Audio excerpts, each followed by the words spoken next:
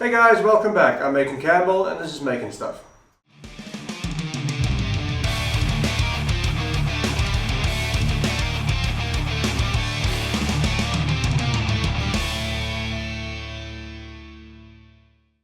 So I've been wanting to do a couple of shop organizational projects on the CNC since I got the CNC, but I've just been terribly busy with other stuff, and especially the last 2 or 3 weeks I've been really busy with some commission jobs that just came out of nowhere. And after spending so much on this machine, I can definitely not be rejecting any good paying jobs. So there are officially 2 weeks left before myself and my family go on holiday. So I wanted to get one last video in for the year, and here it is. So this is a project that I've been wanting to do ever since I discovered a page on Instagram called Aribabox. Now I can't remember if I've mentioned him before, but in my opinion he is a genius and a wizard with the CNC. After discovering his Instagram page, I also discovered that he has a YouTube channel where he goes a little bit more into detail on all of the projects and the products that he makes. Now not only does he make really awesome CNC projects, but for all of the projects that he does, he also has plans available which he sells on his website. Many of the things that he makes I could probably make myself, but because I respect him and the work that he does,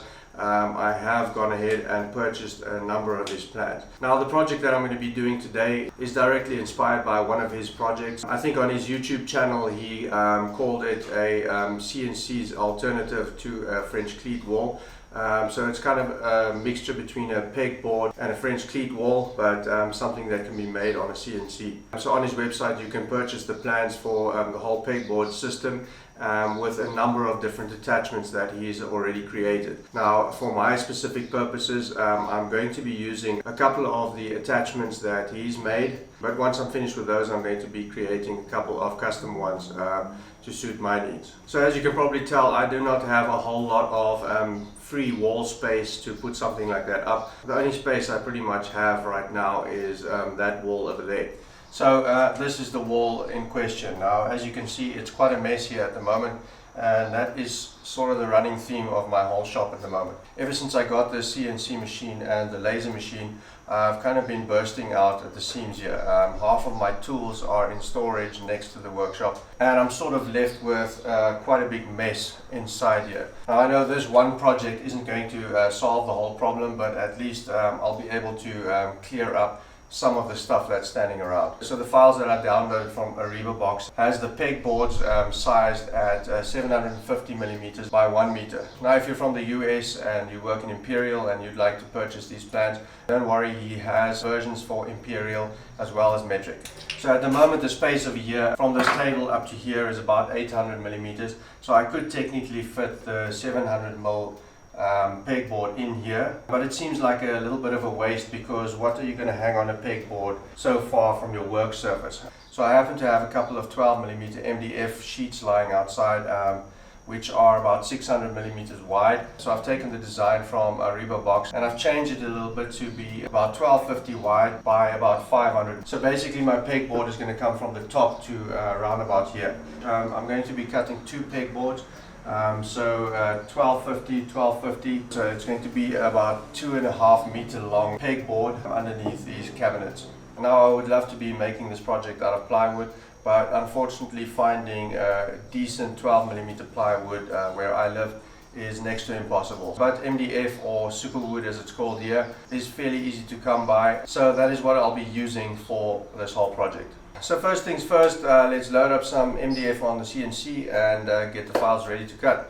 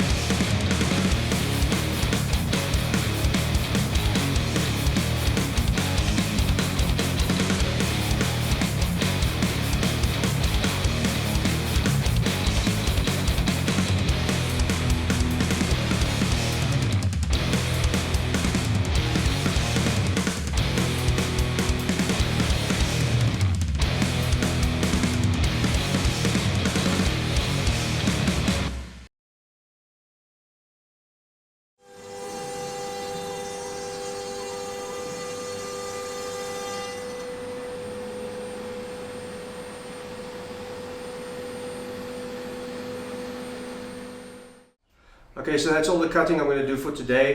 Tomorrow I'm going to come and break off all of these tabs because I've put tabs on all of these so that they don't move around.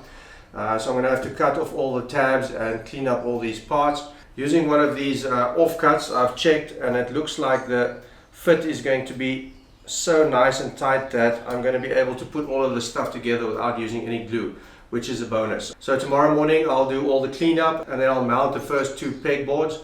So as it stands, these 2 pegboards are going to be mounted long ways over here. The second one is going to come almost all the way up to here. So now I'm thinking in order to use up all of this space, I may cut another one of these and then mount that on top of this one. I've already measured the space here and I should be able to fit another full size board in there. So I'll see you tomorrow.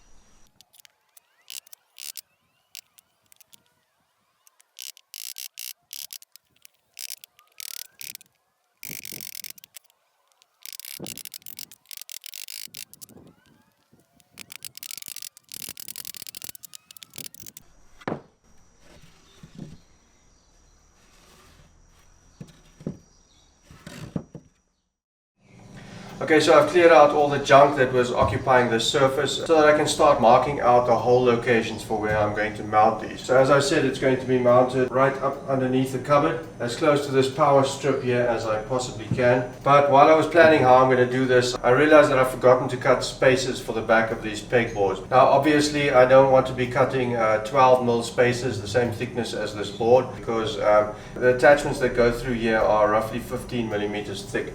So I'm going to have to cut a spacer that's at least 18mm thick.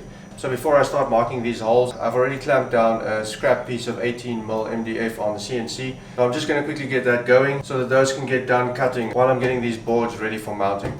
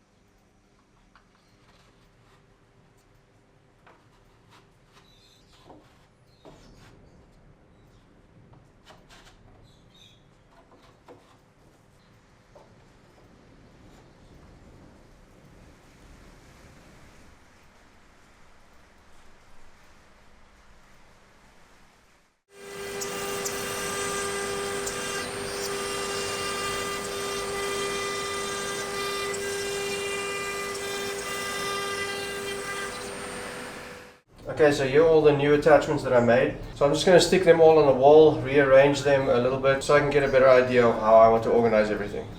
Okay, so that's definitely not going to be the final result. It's getting a bit late now. I'm going to clock off for the day and carry on tomorrow. So I can spend tonight to contemplate what else I want to do, what else I want to put on the wall. Obviously I want to store as much as possible on the wall to get the best use out of it. So let me sleep on it and I'll check back tomorrow.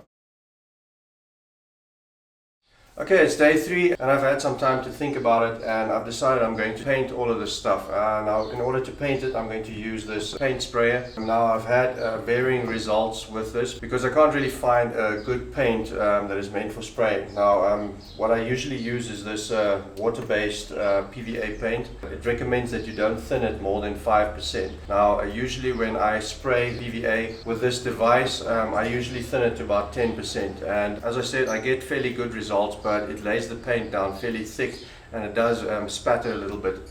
So I'm thinking I'm going to try and water it down even more, because I've realized that this sprayer sprays a whole lot better when the medium that you're spraying with is a lot thinner. Now the only other thing that worries me is because the paint is going to add a bit of thickness, I'm worried that these attachments are going to struggle to fit into place. So what I'm going to do is, after spraying it, I'll probably take a file or something and just file down the inner edges of these hooks so that they can slide onto the pegboard a bit easier.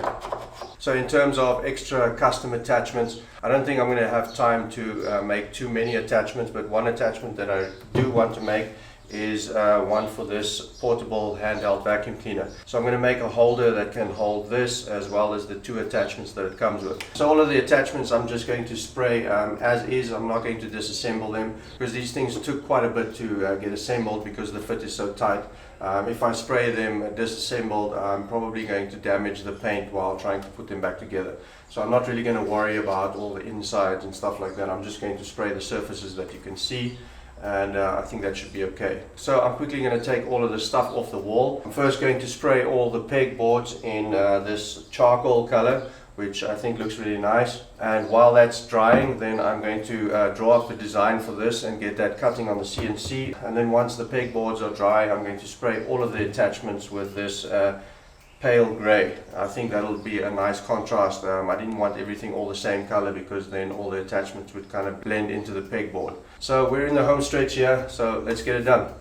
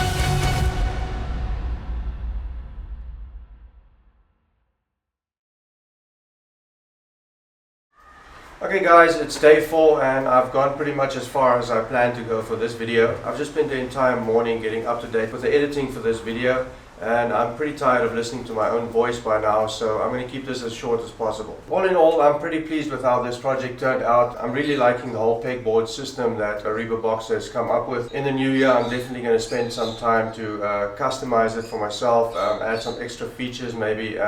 If and when I do that, I will definitely keep you guys updated. Also, I would just like to give a shout out to Aribabox. I don't know what his name is. I don't think he's mentioned his name in any of his videos. But if you happen to watch this video one day, I'd just like to say thank you very much for the work that you do and the plans that you sell. Your channel has definitely motivated me and inspired me to look at CNC in a whole different way. To anyone out there watching this, if you're at all into CNC, I definitely recommend that you go and check out his Instagram page as well as his channel. At the moment, I think he's got just over 3,000 subscribers, and I really believe that he deserves a lot more than that for the work and the effort that he puts in. So I'll leave links to all of his details down in the description below.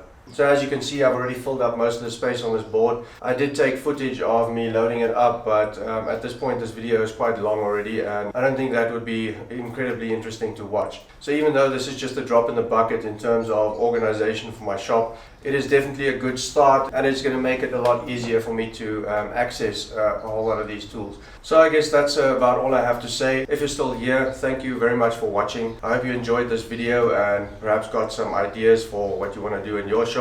If it's not too much trouble, I'd really appreciate it if you could hit that thumbs up button and maybe even subscribe if you'd like to see more videos like this in the future. So enough said. I'll see you guys in 2024, and till next time, keep making stuff.